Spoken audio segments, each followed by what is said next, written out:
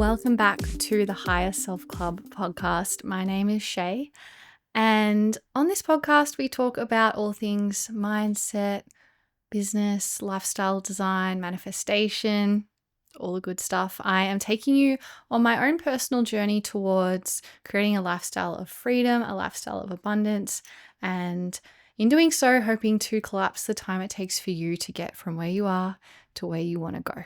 By not making the same mistakes that I have. So today I'm wanting to talk about something that I'm very passionate about. And I feel like I say that every time on every episode, but this topic has just really, I guess, been a very profound one for me, especially over the last year. So it is, to begin with, it's no question that we are living amidst an epidemic of disconnection. We are disconnected from nature, we're disconnected from each other, and most of all, we are disconnected from ourselves. But why is this happening?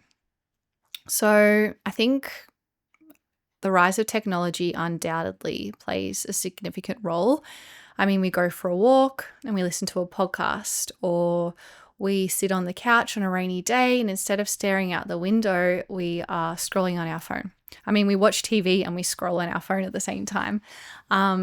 We sit on the train on the way to work and we answer emails. We're not spending any time in boredom. Moments that were once spent in introspection are now hijacked by our screens.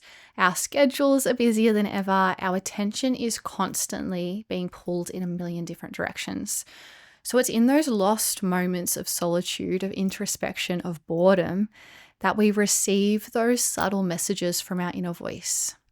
I really believe that we are all intuitive beings. However, we need to make the space, we need to make the time to tune in and listen to what's there for us. And unfortunately, this space seems to have vanished in our modern lifestyles.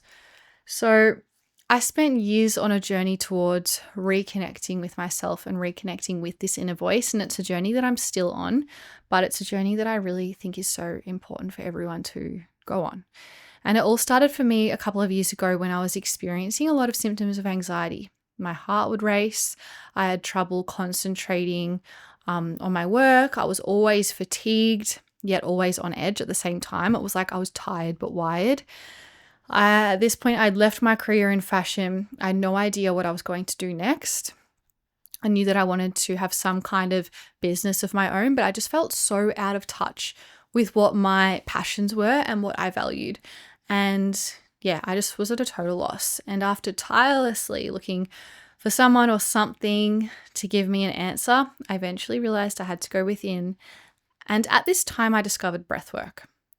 And when I discovered breathwork, at first I was skeptical. How could something as simple as breathing make any difference to my life? But in saying that, I was curious. So following some videos that I found online, I was instructed to notice the way that I was breathing.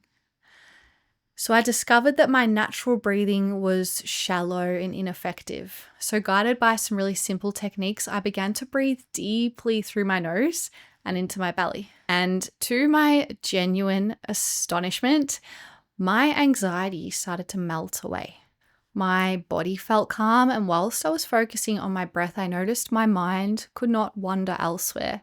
Instead of being lost in future worries or past regrets, I was fully present.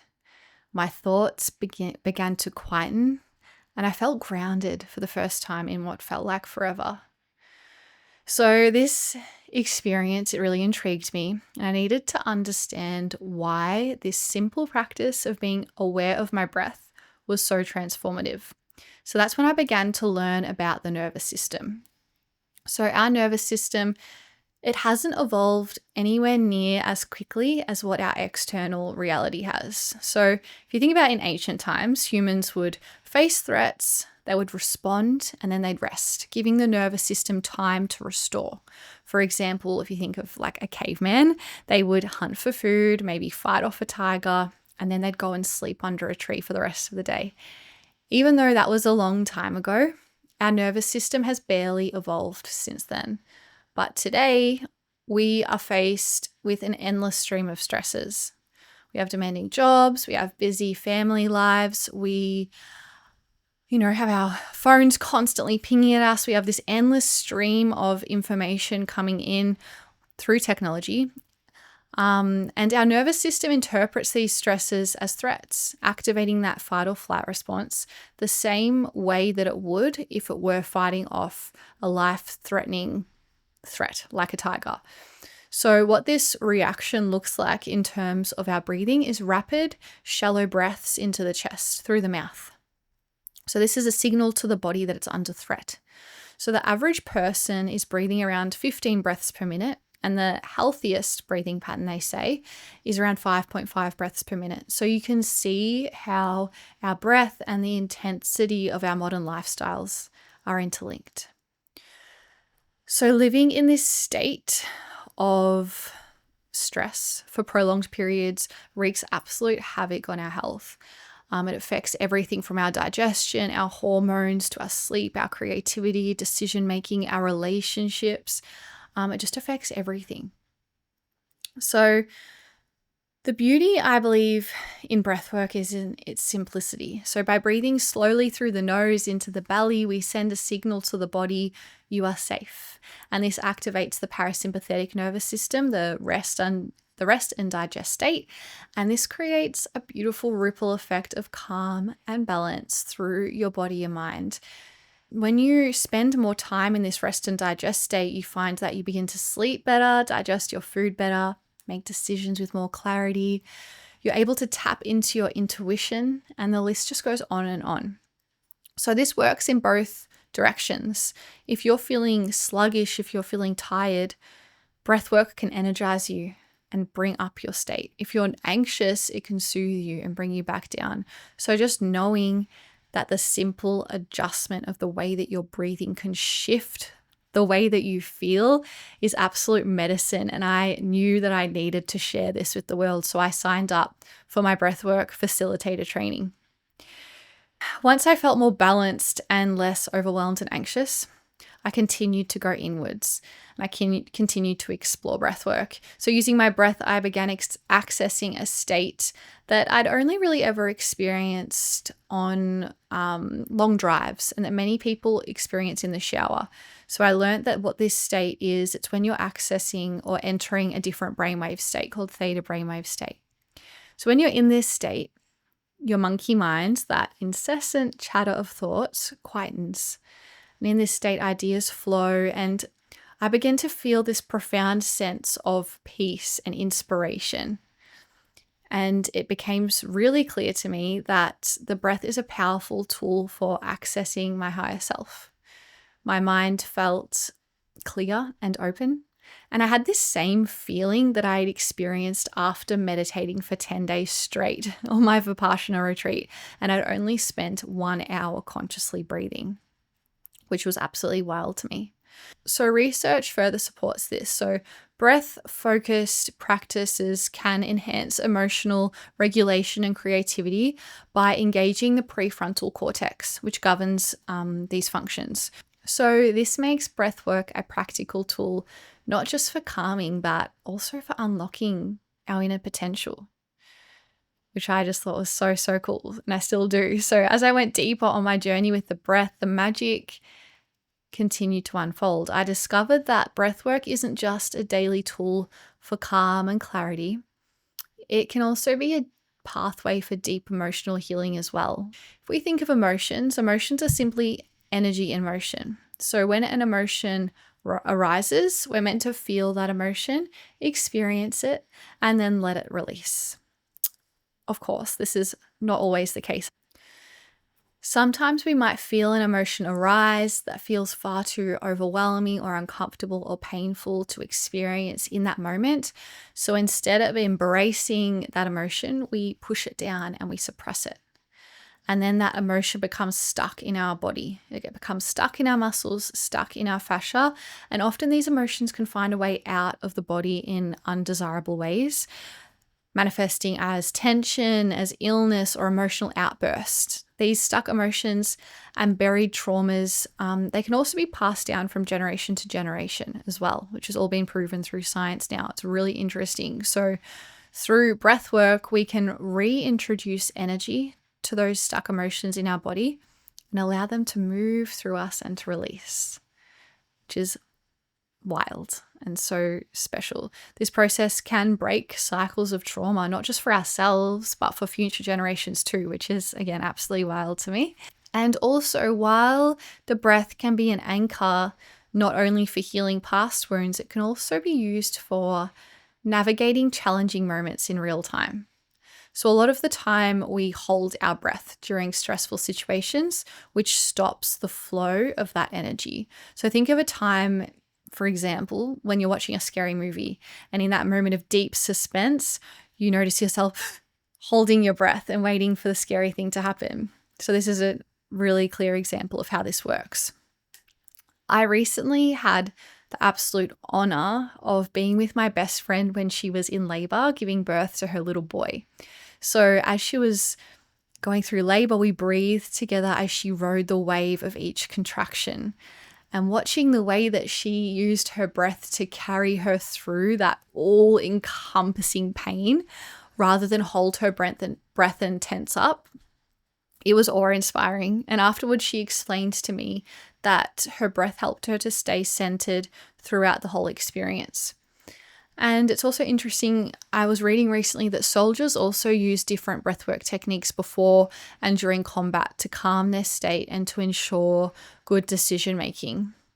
So using the breath during moments of high stress can help reduce the risk of trauma afterwards, as it keeps that flow of energy through the body.